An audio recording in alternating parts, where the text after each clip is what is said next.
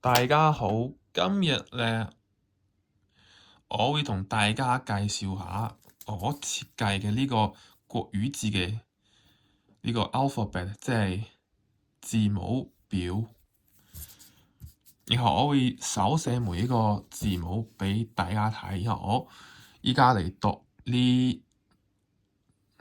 即係呢第一列嘅字母，即係呢個國語字嘅字母咧，佢每個字母會有兩個類型嘅發音，即係第一個類型咧就係英文式嘅發音，第二個類型咧係即係用呢個字母本身應該喺廣東話入面嘅呢個發音嚟讀。當然每個字母唔一定每個字母都有呢兩種發音，有啲字母咧佢淨係第一種發音，因為有啲字母佢英文入面冇，有啲字母佢國語字入面冇。所以就係咁樣，所以我依家開始讀。但有啲字母咧，佢係兩個字母即係合拼埋嘅；有啲咧就係單獨一個字母。又有啲字母咧，佢係即係佢係一個多幾個字並成，但係佢係一個音。有啲咧就係佢係即係總之係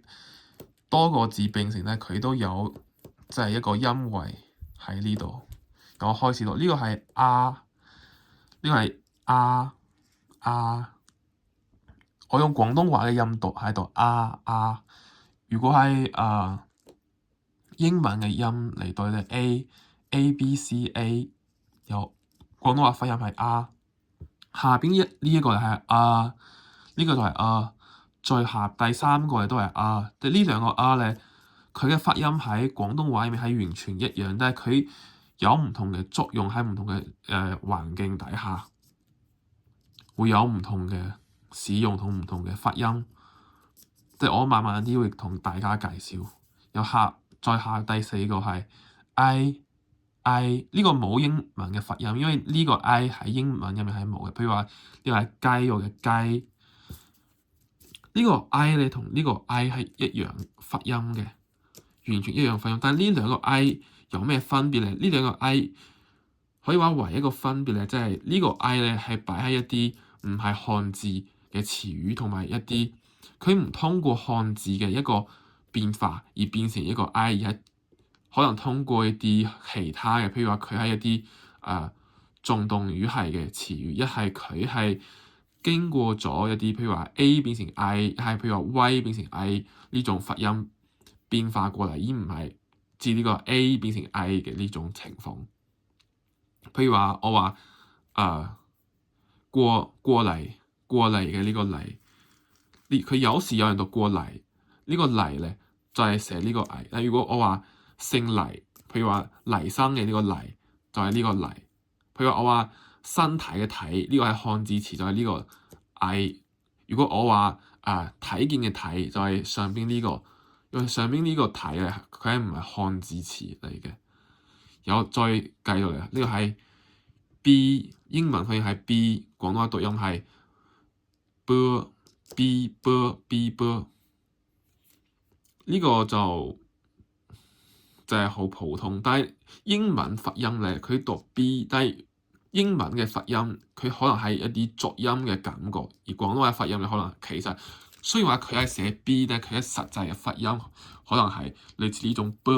即係佢唔係濁音咯。然後最下邊呢個係歌同埋 C， 呢個英文發音係 C， 廣東話發音係歌。有呢個歌咧同呢個都係一樣，呢兩個音一樣。呢個係歌，呢個係譬如話加，但呢個歌同加有咩分別咧？呢個加同歌嘅分別即係佢擺喺前邊，即係佢後邊嘅呢個字母係有一啲規律。如果佢後邊嘅字母咧係譬如話啊、我、咁前邊就可以加呢個歌。如果佢後邊係呢個係 A， 一係譬如話 E 呢種，佢就跟呢個即係加，但係都有例外。譬如話大部分情況底下，呢個歌同 R 都係加，而唔係寫呢個加，因為呢個歌咧，呢個加咧，佢喺古代粵語入面，其實佢嘅發音係基，譬如話交，譬如話交通嘅交，古代喺度交，減低嘅減，古代喺度減。咁我就用呢個 K 嚟表示喺基有呢個少少嘅呢個 E 嘅音喺入面。但如果我話一個城市叫做一個州叫 California， 譬如話呢個 California， 我就繼續寫呢個，譬如話 California， 佢唔會寫呢個加，因為呢個 California 係一個即係英文字嚟嘅。但如果我話我要寫譬如話緊張嘅緊，緊張嘅緊，佢都係啊，譬如話睇個小嘅啊，小口嘅啊，緊張嘅緊係 CA， 然後最後邊係呢個係 J， 佢冇英文嘅發音，即係 J， 譬如話 J， 譬如話G， 譬如話 J， 然後最後邊嘅呢個係 D， 英文發音嘅係 D， 廣東話發音係 Y， 即係好似粵拼嘅呢個 Y， 譬如話也呢個 Y， 點解呢個 D 喺粵拼即係粵語入面佢會變成一個 Y 咧？因為呢個係即係國語字系統嘅一個特點，喺個 D 係讀 Y， 有呢個兩個音，呢個 Y 同下邊呢個 Y 嘅 Y 咧，其實都係有機會讀 Y， 但係呢兩個分別即係喺後邊嘅音調。如果音調係呢兩種咧，呢兩種字嘅音調，佢就用呢個 Y。如果喺下邊三種嘅，即係所謂陽聲嘅，就用呢個 Y。佢嘅即係漢字嘅叫法咧，係叫做耳母，就係 Y。然後再下邊係個，呢個係 D， 唔係 D， 呢個係 D。呢個就冇英文嘅發音嘅講法，因為呢個喺英文入面係冇呢個，即係 D 加個橫，佢英文入面冇嘅，所以就係 D。再下邊係呢個係 E 字母 E， 廣東話嘅發音係 A， 英文係 E， 廣東話字呢個發音係 A。然後再下邊我啱啱已經講過，就係 I。有繼續就呢個嘅發音係 F，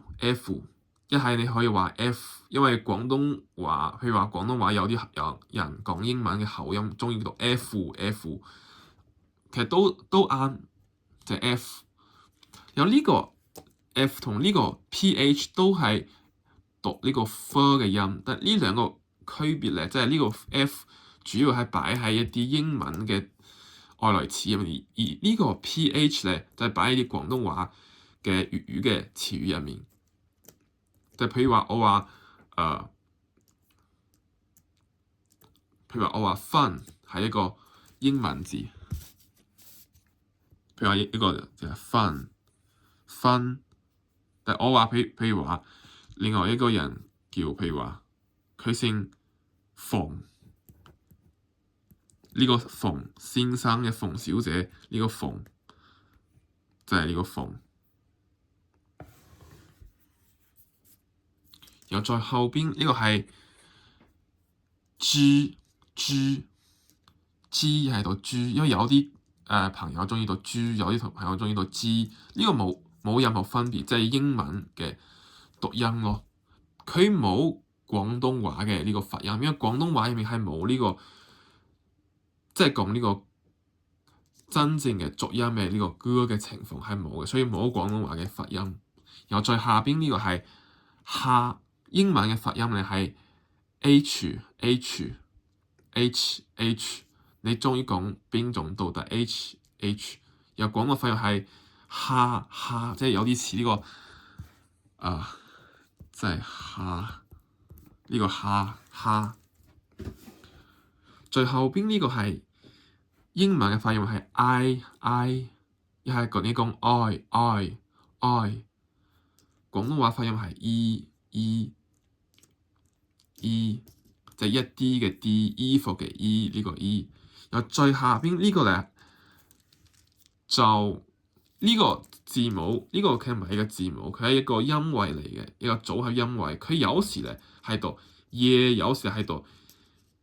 E。佢話佢喺廣州話入面佢嘅發音就係同上邊呢個 E 冇任何嘅分別，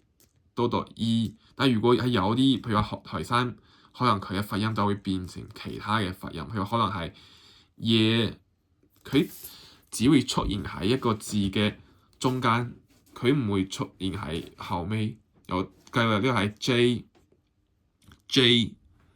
呢個 J 就係英文嘅一個字，佢冇廣東話版本嘅發音。當然呢個 J 嘅發音有時係讀 J， 有時都可能讀 R， 因為要睇佢係法文定係英文，佢有時係讀 R， 有呢個係 K， 即係 K， 前邊種即係唔係前邊種英文嘅發音係讀 K， 廣東話發音係讀加，啱啱已經講過，即係 K 同加。然後最後邊呢個咧發音咧就係讀卡，即係上邊呢個係加，下邊個係加卡。然後呢個係 L，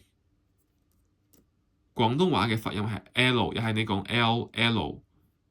英文即係唔係廣東話嘅呢個發音係 L， 英文發音係 L。然後呢個係 M， 英文寫法係 M 同埋 M。然後呢個係 N， 廣東話發音係 N。然後呢個就下邊呢個係 NG， 即係廣東話嘅先至有，就係 N。然後再下邊呢個係 NH， 呢個 NH 咧係一個即係粵語嘅音，就係 N，佢唔係講即係佢喺廣州話嘅入面咧，佢嘅發音就會變成 Y， 同呢個 Y 冇分別，即係 N。但係喺一啲廣西同埋一啲口音入面，佢依然係讀 N。然後再下邊呢個係 O， 英文發音係 O， 廣東話發音係 O， 譬如話哥哥嘅呢個哥。最後尾咧呢個係讀 O， 即係好，譬如話印度邊度呢個 O， 即係 O。當然佢擺喺呢個字母入面，佢有時都會同呢個 U 嘅發音係一樣，即係呢個佢喺廣東話入面呢個 O 同呢個 U 好多時佢係唔分嘅，呢兩個好多時唔會分嘅。呢個係 O， 呢個係 U， 但係你話譬如話我話好好味，你話好好味都冇錯，係咪？由下邊呢個係佢可能讀都可能讀譬如話咁嚟㗎，佢係呢度嚟㗎。佢呢個嘅佢唔係加，而係嘅嚟㗎，一個細口嘅呢個嚟㗎嚟㗎嘛，怎麼呢個語氣詞係呢個同埋一啲外來詞入面都可以擺呢個然後最下邊呢個係 A， 呢個 A 咧同呢個 Y 嘅呢個音係一樣嘅，即係都係讀 A。譬如話你好嘅你，過嚟嘅嚟，但係呢兩個分別咧都同頭先我講呢個 I 同呢個 I 嘅分別嘅原理一樣，即係呢個 A 咧，即係擺喺一啲語氣詞，一係佢嘅呢個 A 嘅變化，佢唔係跟隨呢個 E 變成 A 嘅一個分裂嘅變化，而係佢係有單獨嘅一條變化嘅路線。譬如話我話過咗嚟呢個嚟，佢唔係自呢個呢變成嚟，而係佢自另外一種情況。譬如話 like 變成呢個 like 過咗嚟，所以呢個過咗嚟嘅呢個嚟咧，我就會揀呢個。譬如話我話過咗嚟嘅嚟，即係過咗嚟。當然你都可以寫過咗嚟，即係呢個嚟。但如果我要話一個字，譬如話飛機嘅機，飛機，咁就係呢個飛同埋呢個機，因為呢個飛機佢古代係指呢個飛機，然後變成逐啲變成飛機，然後最後邊呢個係 P， 廣東話式嘅發音咧係 p， 然後最後邊呢個係度 f， 呢個有啲似譬如英文，譬如話philosophy、Philadelphia 呢個 ph 度 f， 呢個點解我要揀呢個 ph？ 因為越南話都係用呢個 ph， 而且你手寫呢個 f， 其實呢個 f 其實係唔好寫，ph 反而容易寫。由下邊呢個係英文寫發音係 q， 廣東話寫發音係龜，一係講龜，即係呢個龜咧，呢個咕咧，佢嘅發音咧同呢個哥同呢個加哥其實差唔多，但係佢一方面即係你讀呢個哥嘅時候咧，你嘅呢個嘴會有一個烏嘅一個造型，譬如話瓜、西瓜嘅瓜。但係如果你要寫有啲例外情況係古代嘅呢個古代嘅古咧，你都係其實事實上你係講呢個古係咪？但係我哋寫就寫呢個古，同埋譬如話另外一個係譬如話卷，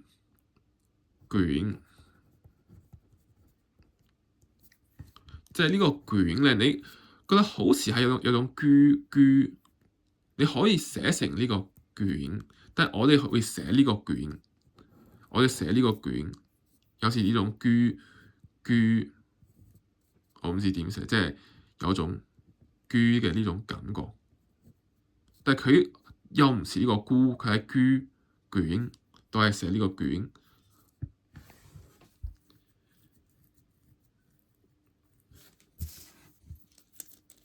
然後呢個係 R， 當然廣東話入面你好難話有冇呢個 R 嘅音，因為依家廣東話，依家香港人講嘅廣東話，即係大家都講，譬如話我嘅 friend 點樣，呢個 friend 其實都係有呢個 R， 即係你都可以話廣東話已經有咗呢個 R 嘅呢個音位喺入面，雖然話本土係冇，但係依家已經變化出嚟咗呢個 R， 即係譬如話呢個英文發音係有人話係 R， 有人話係 R， 有廣東話發音係 R， 然後最下邊呢個英文發音係 S， 有啲人講 S， 都冇錯，呢個 S， 然後廣東話寫法係 sh， 係 sh， 呢個 sh 同唔係 sh 係 sh， 呢個 sh 嘅呢個特點咧係你要捲，即係唔係捲，即係你要用呢個就齒齦嚟發音呢個 sh， 由呢個咧就係 sh， 呢個係 sh， 呢個 sh 兩個係唔同嘅，我後邊會講，呢個係 sh， 譬如話沙漠嘅呢個沙，奢侈嘅呢個奢，即係好似唔係奢侈我忘記咗，即係沙漠嘅呢個沙。有呢個 T， 呢個係 T， 廣東話嘅發音咧，其實佢係話的，即係呢個 T 喺一個英文入面嘅一個詞，譬如話Taylor 呢個人嘅名叫 Taylor。可以有呢個 T， 但係如果有啲情況底下，佢嘅發音呢個 T 嘅發音係同呢個的係一樣嘅。有啲情況底下，即係譬如話你話台山話，我話台山話嘅呢個早晨呢個早，佢嘅發音係可以話呢個，譬如話呢個係兜，咁就用呢個 T 表示呢個的嘅呢個音，即係呢個係有兩種情況。有再下邊呢個係呢個唔係讀 th， 呢個係讀 t， 即係 t， 譬如話 th t， 譬如話其他嘅呢個他即係 t 他。然後最下邊呢個 t 下邊加一個撇咧，呢個喺度啫，呢個係啫唔係啫，係啫。呢個啫同呢個啫係有分別嘅。呢個啫咧，佢嘅發音係用牙齒嘅前邊嚟發，佢唔係用齒齦嚟發呢個音。即係譬如話我話孩子嘅子，呢個子嘅發音就係讀呢個滋嘅音。但我話呢個知呢個知咧就係呢個知，譬如話知呢個子咧，譬如話可能係子，佢本來係呢個子，然後變成子。然後最下邊呢個 T 加一個橫，佢嘅發音咧係廣州話入面佢嘅發音係 s， 但係呢個 s 已經同上邊呢個 s 已經冇任何分別。依家嘅99%嘅廣東人、香港人已經唔會分呢兩個字，事實上都冇任何嘅分別。你口語入面呢兩個 s 同 s 冇分別，但呢個 s 咧，佢喺台山話入面佢嘅發音咧就會變成 s。譬如話我話譬如話 s， 譬如話我話思想嘅想，呢個思想都會變成書香。呢個 s 嘅發音，佢古代係指呢種 s 嘅發音變嚟。譬如話呢個 s 廣東話就變成咗同呢個 s 冇分別，而台山話就變成咗另外一種情況。另外一種就係 s， 呢個 s 嘅你手寫你可以咁樣寫，即係你寫個 t 然後加個橫，一係你可以lower case 嘅小寫，即係你係咁樣寫，加兩個橫，你可以寫快啲就咁樣寫，有啲似呢個毛嘅呢個感覺，加兩個橫。然後最下邊呢個係 tx 讀車，呢個係讀車，都係用呢個牙齒呢個牙嘅前邊嚟讀呢個車。佢喺台山話入面，佢嘅發音會變成他。譬如話我話草，唔好意思寫唔係好準草。呢個草嘅發音就係呢個草，但台山話入面佢嘅發音就會變成頭。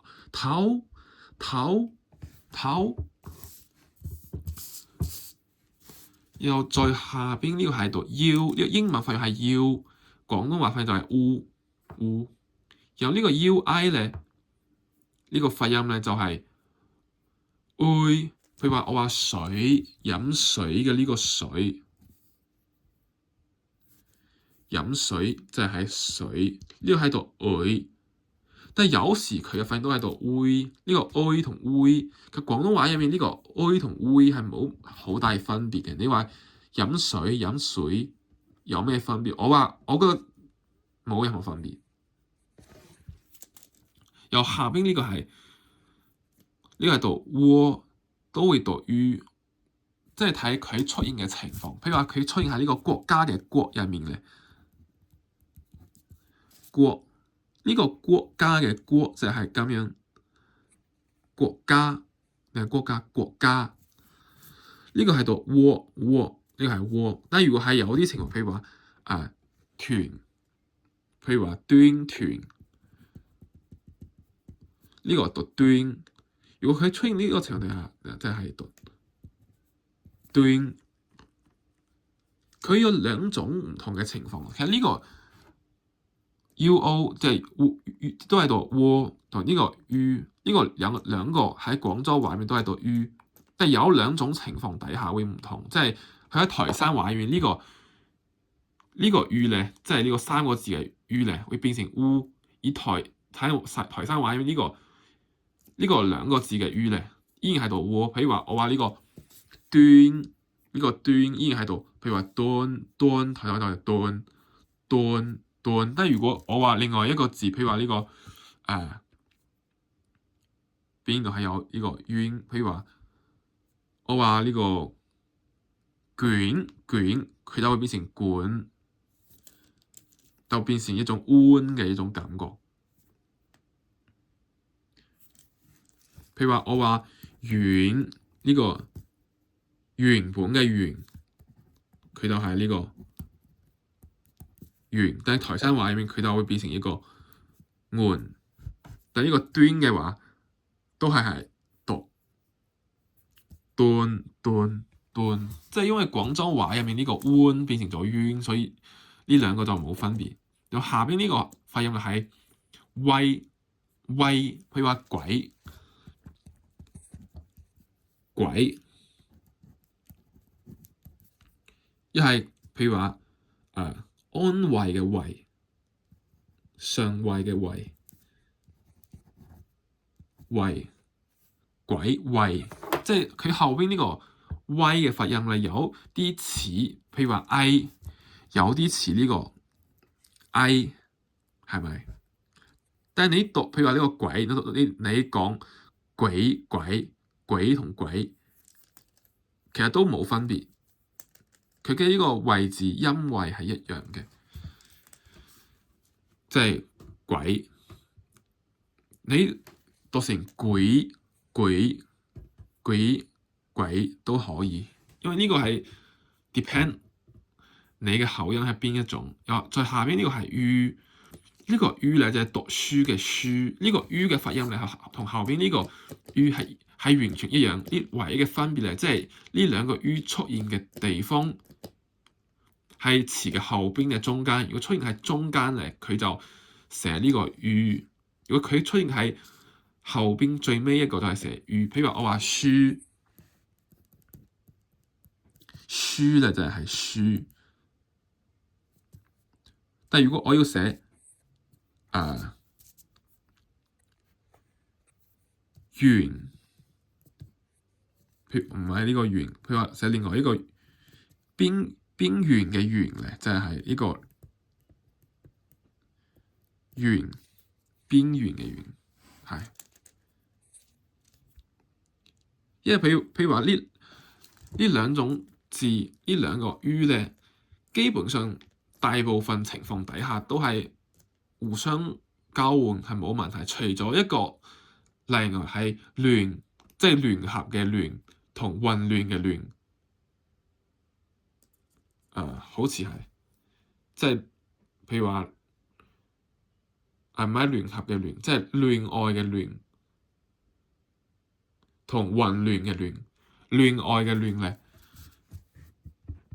戀愛嘅亂可能係呢個係咪？其實混亂嘅亂係呢個亂，戀愛嘅亂咧係呢個亂。如果你去睇台山話呢兩個亂就係其中戀愛嘅亂咧，就會讀呢個亂，而呢個混亂嘅亂就會變成讀亂，呢個係亂，呢個亂。呢個唯一一個我查字典睇到好多字，好似係呢個係唯一一種呢兩個 U 係會變成產生一種意思嘅分別嘅地方，即係混亂嘅亂同戀愛嘅亂。又再後邊呢個喺度有呢兩個上邊呢個 U 都喺度 U 都喺度下邊呢個都係讀呢兩個位嘅分別咧，即係呢個下邊呢種係出現喺一個字嘅最尾，而上邊呢個係出現喺一個字嘅中間。譬如我話梁先生，譬如梁建輝，梁呢個係梁，但係我要話譬如話靴，着靴，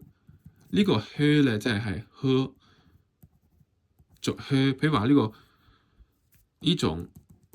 靴腳呢種就係譬如話腳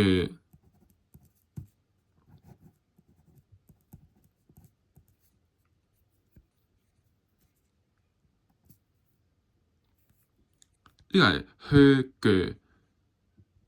朵腿。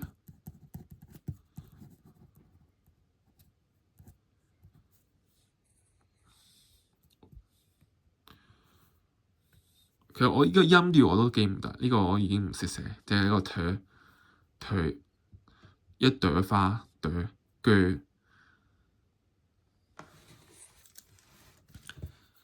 就譬如話我話呢個譬如話着，譬如話着咧，就係着，呢個就係出現喺中間，就係讀呢個寫呢個上邊一種，出現喺最尾後邊冇其他字母都寫下邊一種。有呢個咧，佢喺古粵語入面佢嘅發音會變成 yo， 譬如話我話涼，呢個涼你話涼，呢個着我話着，即係你話呢個涼冇問題。下邊呢種我唔知，但係我聽好多人話呢個涼，佢話涼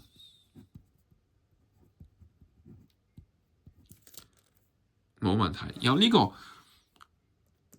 字咧，佢喺台山話入面嘅發音咧，即係同呢個係冇分別。台山話入面呢兩個都係讀耶，譬如話我話涼，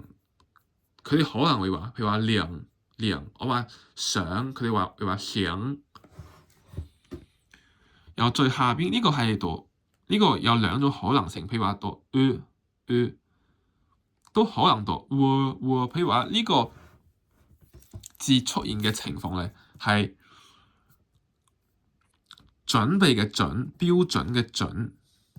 你可以話準，有啲似呢種準，進步，標準呢個有啲似呢種，但都唔似，其實都唔同。就係你都可以變成兩個音，你可以變成呢個準，一係讀成呢個準，變成一個音都冇問題。呢個係準。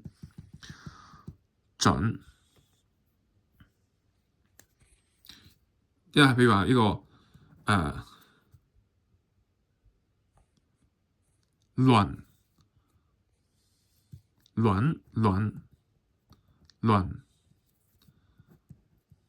其實唔係呢個輪，其實呢個輪啊應該係另外一種輪。當然呢個冇乜分別，因為你睇呢個字出現嘅情況。譬如我話倫敦呢個輪，就係你寫呢個就已經啱。倫敦就係你寫呢個輪。又係譬如話理論嘅呢個論，理論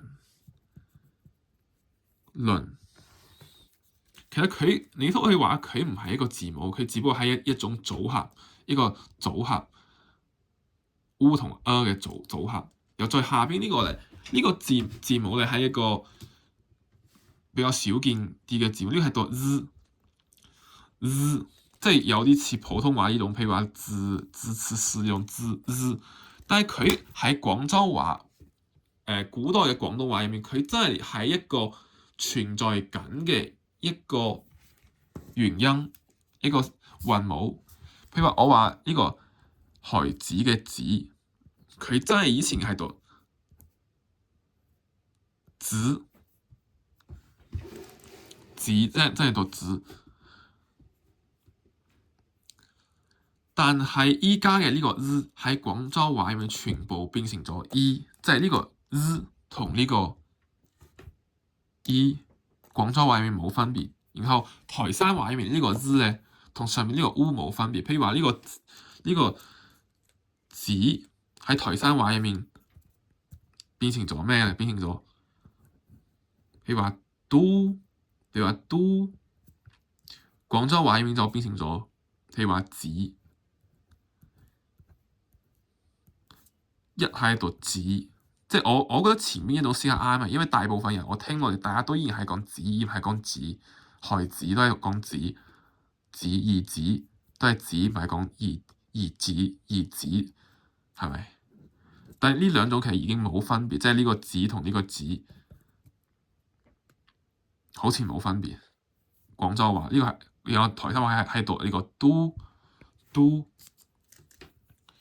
所以呢個係一個理論上邊存在，但係實際上邊已經幾乎唔存在。我知南寧話入面有啲人依然會讀呢個 Z 嘅音，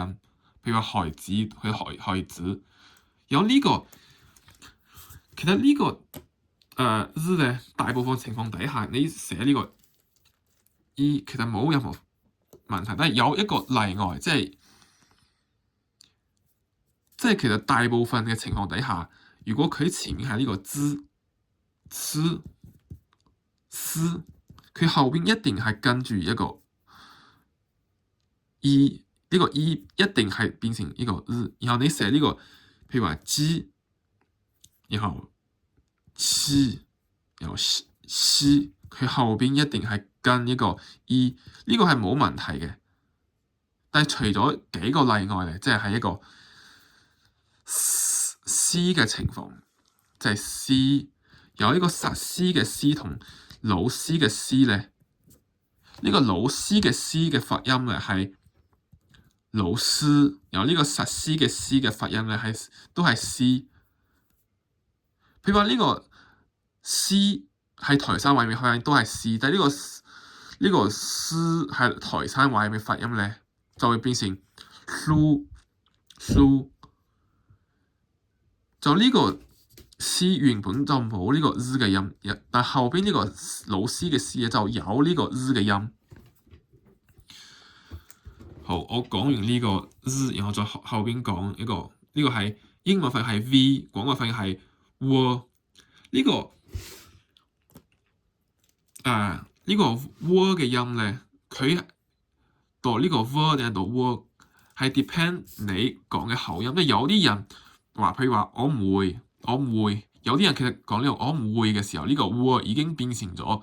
一種類似 W 嘅音。有啲人講我唔會，依然喺度讀一種類似呢個 W 嘅音，W 都有，但係我統一就寫呢個 V 嘅字母，又再後邊呢個係 W。有啲人話，譬如話 W 呢個 W 咧，就係佢出現嘅情況，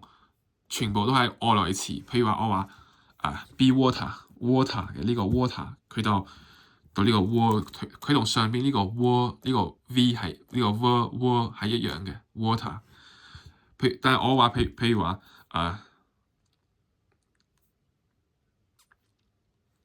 有啲譬如話一個波蘭嘅地方，呢個入面有一個 word。譬如話乜，譬如話呢個有一個情況，佢可能就變成 O。因為德國嘅地方，佢就可能讀呢個 U。但係我覺得大部分廣東人依家已經識分呢兩種 U 同 U。但係你話唔分，其實我都覺得冇乜問題。然後再下邊咧，呢個係英文發音係 X， 廣東話嘅發音咧係 ch， 即係呢個 ch 咧同呢個 ch 係似嘅，分別咧係呢個 ch 係用你嘅齒齦嚟發音。譬如話我話牙齒嘅齒唔係牙齒嘅齒，係牙齒嘅齒就係齒。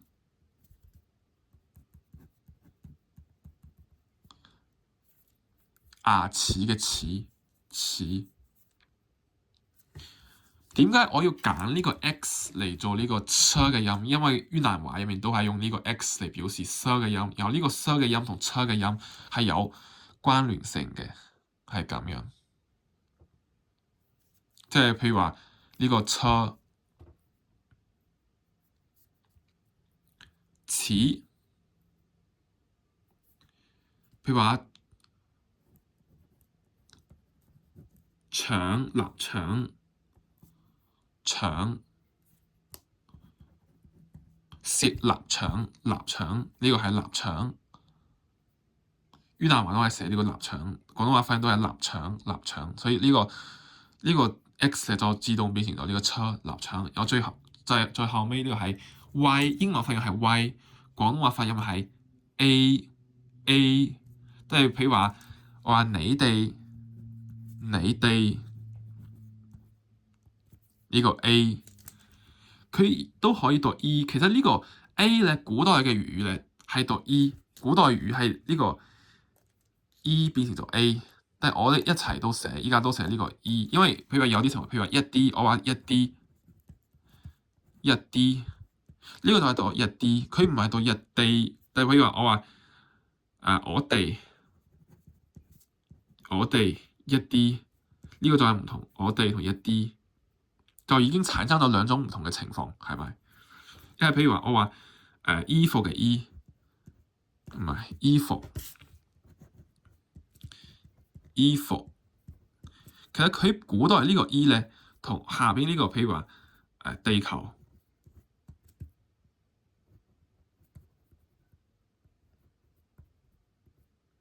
呢個衣服同地球，古代呢個兩個 E 都係一個 E， 但係依家呢個地球已經變成咗另外一種 A 嘅發音。然後最尾呢個係 Z， 有人話係譬如話 Z， 有人話係 Z 呢個咧，即係廣東話入面，如果有嘅話，佢一般嚟講都讀譬如話 Z， 譬如話 Z 嘅呢個音。但係你有時你話 Z 都可能，譬如話。因為越南話入面有時佢會將呢個 Z 變成讀成呢個 E， 即係佢有時會唔分呢兩種，但係因為我哋係廣東話，所以就都係讀 Z。然後我再呢個字母表咧，基本上就係咁樣。然後有啲字，仲有一啲字可能仲會有，譬如話呢個係 TR， 呢個係讀呢個字母咧係冇一個特別嘅稱呼，佢就叫做支組聲母，即係我冇辦法俾佢一個發音，即係佢個支組聲母。屌都聲母，其實我唔識寫，我唔係好識寫呢個點寫呢個聲音嘅聲，應該係咁樣寫，因為我唔係好識寫呢種漢字聲母。支組聲母，有呢個支組聲母咧，佢嘅發音咧係有啲唔同，會有啲分別嘅。譬如話我知道嘅呢個知，呢個係知，即係譬如話我話堅持嘅持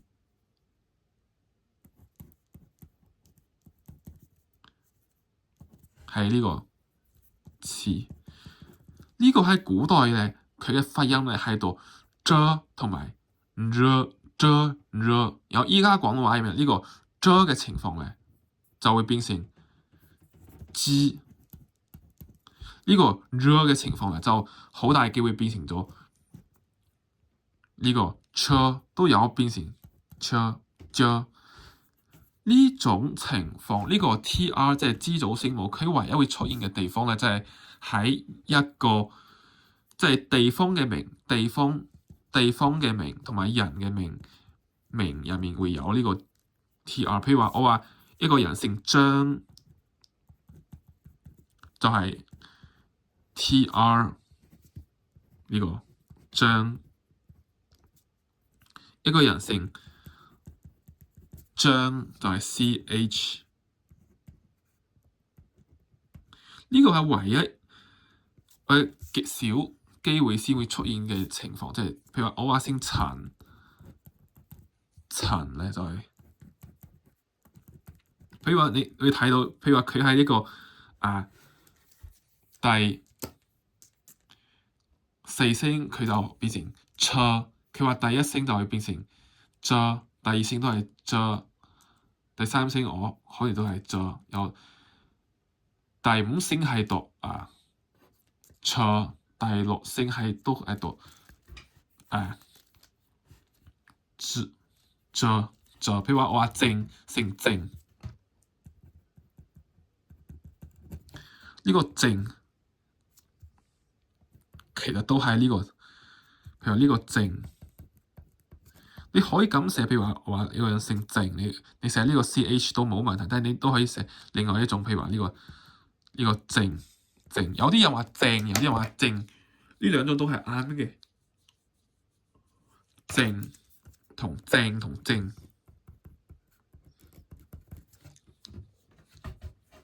呢個正同正。然後最後邊我要講呢幾個仲可以講咩？譬如話廣東話可能都會有一啲字，譬如話呢個 J 可能佢有時會讀 R， 咁我可能會發明一個新嘅字母俾佢，可能就係到呢個 R， 專登用嚟表示呢種外來詞嘅，可能係 R。譬如一啲蘇聯嘅地方可能會有呢個 R， 咁我就專登俾多一個字母，都可以做到。有呢邊咧就係聲調啦，呢個聲調咧廣東話有9聲10調，唔係9聲6調，係9聲10調。有人唔係9聲6調，唔好意思，係10聲6調，10聲6調，10個類型嘅聲調同埋6種嘅符號。咁第一聲咧就唔使寫，即係平聲。係咪平聲？我哋叫做高聲，高聲就冇符號。譬如話我話寫高字，高係高。有人話高，有人話高，高呢兩種冇分別嘅，高同高冇分別。但有一種情況會有分別，譬如話呢個係咩同咩會有分別。呢個咩咧，我哋只可以咁樣寫，即係我哋呢個咩加個撇變成咗咩。呢個係唯一一個可能你需要喺廣東話裏面用到呢個撇嘅地方。呢個好似法文、英文會有加一個撇嚟表示簡寫，因為呢個咩係字，譬如話乜嘢乜嘢變成咗呢個咩，同呢個咩會產生意思嘅分別，所以就會有呢種情況。當然你唔寫，你唔想寫呢個撇，我覺得都冇問題，因為大部分情況底下你 depend。你根據你嘅呢個文章嘅呢個文法，你會知係邊個咩定係咩？然後呢個係高，然後呢係第二聲就係叫做抖聲，即係抖。呢個係高，唔係高，係尖，我哋叫做尖。抖係抖，窮殘，譬如昂，我唔記得呢個昂點寫，個昂有下，尖抖窮殘昂下。因為點解我要揀尖抖窮殘昂下咧？因為呢6個字都係一個形容詞，任何一個形容詞佢都講佢對應嘅呢個聲調嘅呢個聲調。佢話呢個係最上邊嗰度係尖抖窮殘昂下，對應1、2、3、4、5、6呢6個聲調，尖抖窮殘昂下。即係你唔使講3碗細牛腩麵，因為你話3碗細牛腩麵，即係佢唔係一個形容詞嚟嘅。你講呢個尖抖窮殘昂下，佢每一個都係形容詞，因為你唔可能話我話呢個聲調係三聲碗聲細聲牛聲碗聲牛腩聲碗聲碗聲麵聲牛腩麵，呢個係唔現實嘅，係好搞笑，所以我哋要話尖抖窮殘昂下，就係尖抖窮殘昂下。我寫俾你睇呢個尖咧，就係呢個係尖抖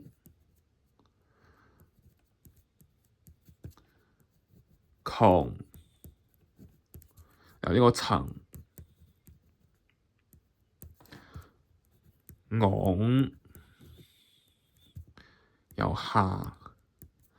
尖抖窮殘昂下。又點解我話廣東話有10個聲咧？因為你要考慮到一個原因，就係入聲。入聲咧，即係一啲詞尾，譬如話 p、的，然後 g、佢出現喺後邊就會變成入聲。咁入聲咧，廣東話分成咗4種情況，即係濁音同埋唔係濁音。呢個濁音嘅情況咧叫做陽入，清音嘅情況叫做陰入。然後廣東話根據佢嘅元音嘅長同短咧，會分成長元音同短元音。譬如話 E 係一個短元音，然後下邊呢個 E 咧係一個長元音。譬如話我話目的嘅的，佢係一個短元音，所以佢係一個叫做尖聲，即係一個的係一個即係清音、清輔音、短元音，所以係第一聲，即係一個尖聲。又我話譬如話滅開嘅或者消滅嘅滅，麼係一個濁音，然後 E 係一個長音，有濁音加長音咧就係一個叫做下聲，譬如話滅。然後我話再舉個例，譬如話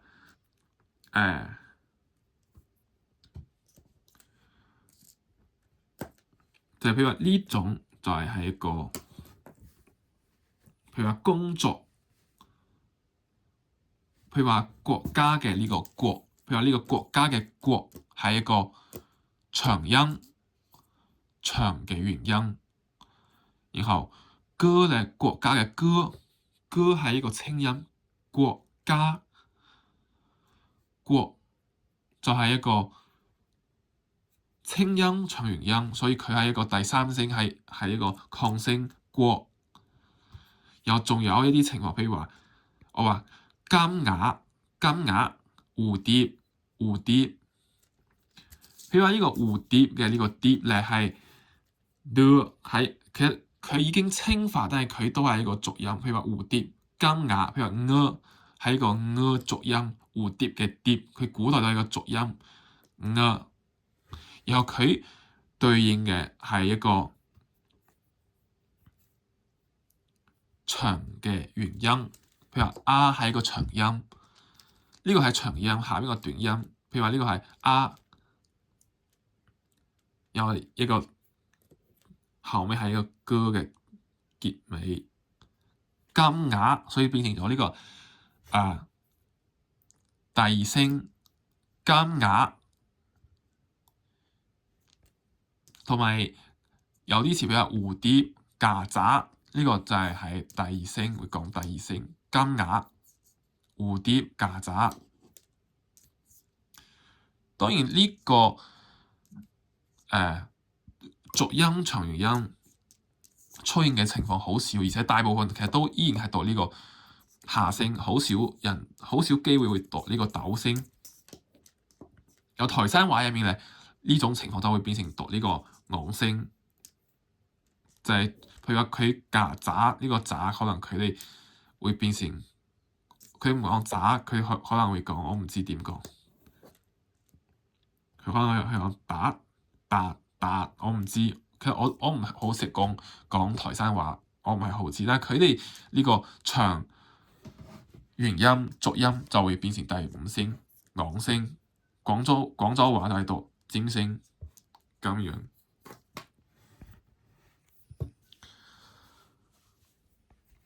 呢個就係廣東話嘅字母表，然後我後邊會教大家點樣去寫每個字母。